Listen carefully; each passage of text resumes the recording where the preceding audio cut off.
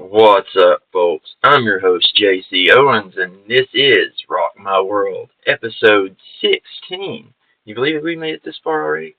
Man, seems like just yesterday, right? Well, the title of this show is The World You Grew Up In No Longer Exists.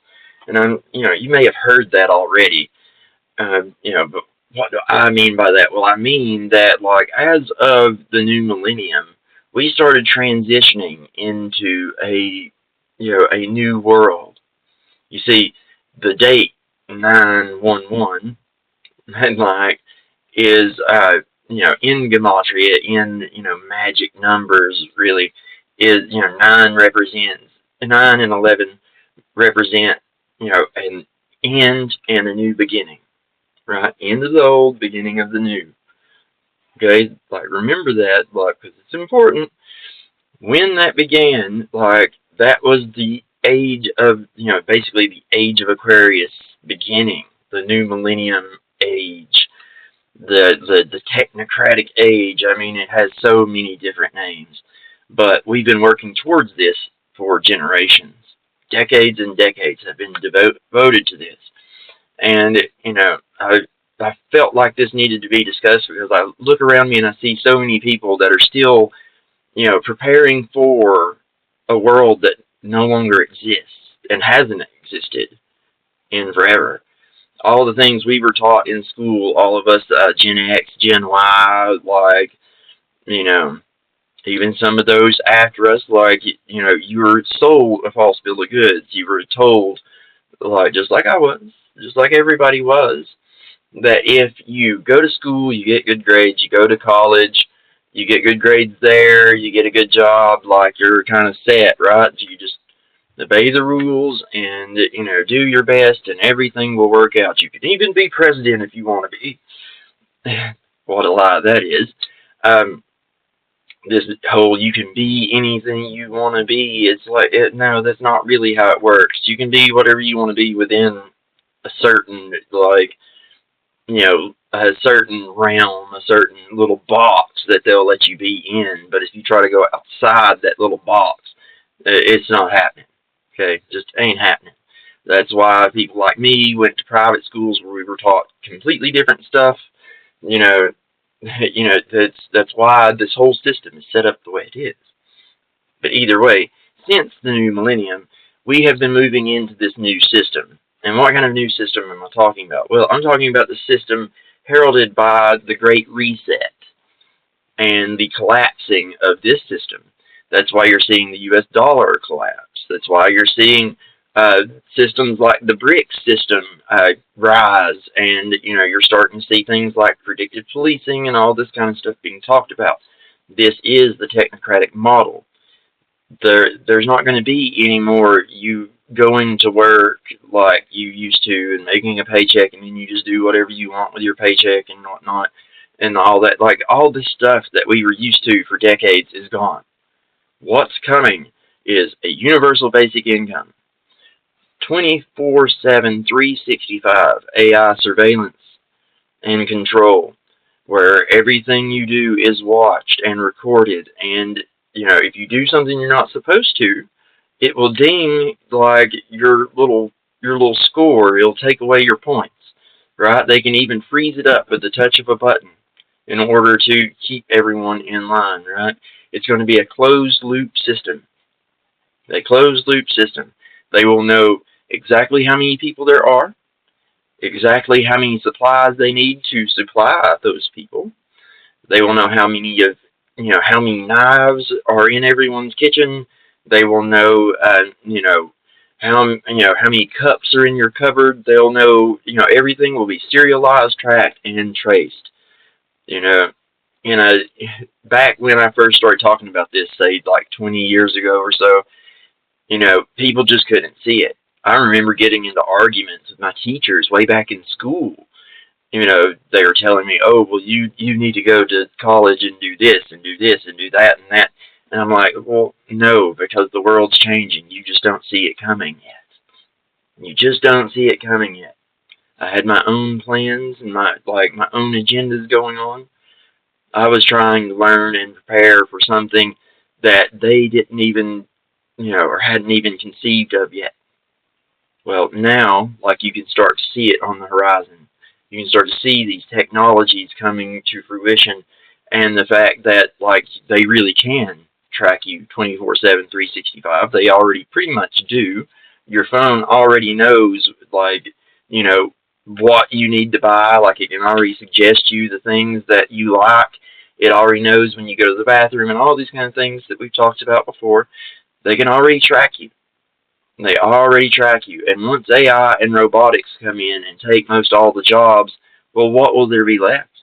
Everyone will go hollering, hey, government, do something. Hey, corporations, do something. Well, what do you think they're going to offer you? What do you think they're going to offer you when everyone has lost their job, when there's nothing else to do, when AI is taking it all? Well, they're going to offer you UBI, but it's going to come at a cost. It's going to come at a high cost where they monitor everything you buy. Everything you buy. Like, they're going to monitor how many hours a day you watch television, how much hot water you used, how much water you use in general.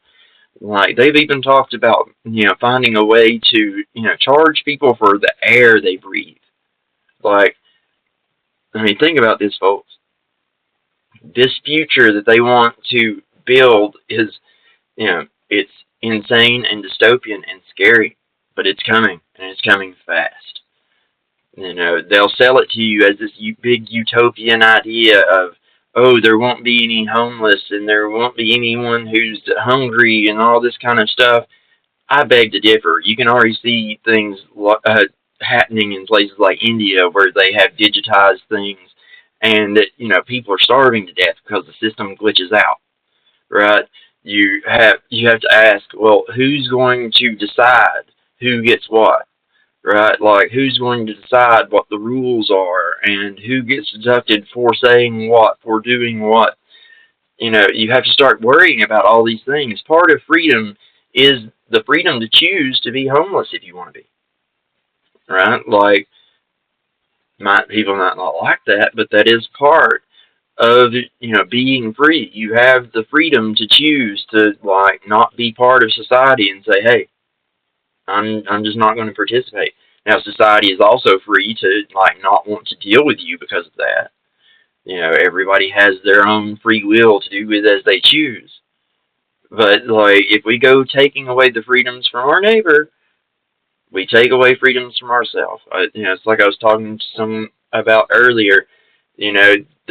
It's kind of one of those where two halves of a whole situation, right or left, male or female, we're all two halves of a whole.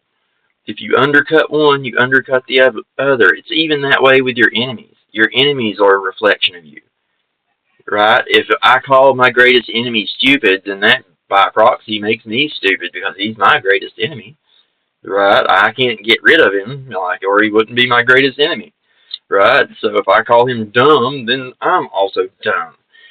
It's kind of like how this, this paradoxical world we live in works, right? Like, we are all Americans, as I've said many times before. Even if I disagree with what my neighbor does or says, if I give the government the power to go in and tell him what to do, I am simultaneously giving them the power to come in and tell me what to do, right? Obama already suspended habeas corpus. There is no right to free trial anymore, not if they call you a terrorist or a threat to national security. There's like the whole list of different things that they can say that you're doing or did or, like, might do, considering predictive policing, right? Predictive policing is going to look at your social media posts and everything you've done in your life up to that point and decide whether you're going to be a problem in the future.